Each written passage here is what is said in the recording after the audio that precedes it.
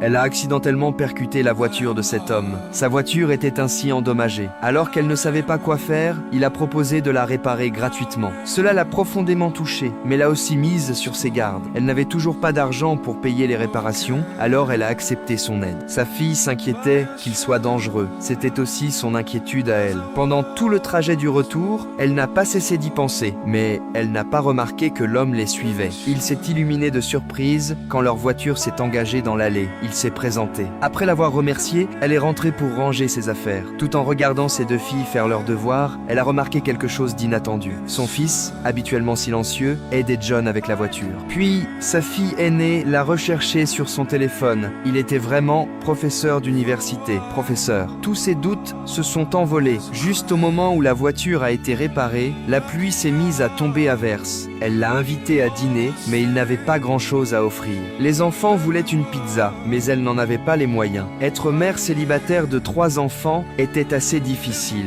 Leur maison fuyait de toutes parts. Puis, on a frappé à la porte. Un livreur leur a apporté une pizza. Elle a pensé que John l'avait commandée, mais il a dit que non. Cette gentillesse lui a fait sentir que quelque chose clochait. Après avoir mangé, alors que John partait, elle a finalement trouvé le courage de lui demander pourquoi il prenait soin d'eux. Il s'apprêtait à répondre quand les enfants l'ont interrompu. Quand il est parti, il a glissé un document dans leur boîte aux lettres. John avait été ami avec son défunt mari. Elle ne l'avait jamais su. Ils avaient travaillé ensemble sur des recherches et avaient terminé une invention juste avant sa mort. Mais son mari était décédé avant que le brevet ne soit approuvé. Peu de temps auparavant, le brevet avait finalement été accepté. John était venu apporter l'argent, mais elle n'était pas chez elle. Cette nuit-là, la tempête a empiré. La boîte aux lettres s'est envolée. Une branche d'arbre a traversé leur toit. Pour protéger les enfants, ils ont passé la nuit blottis dans la salle de bain. Le lendemain matin, elle est restée figée en voyant les dégâts. En sortant, John était déjà là. Il voulait aider. Elle lui a dit qu'elle n'avait pas les moyens de le payer. Il a répondu que ça ne coûterait que 500 $.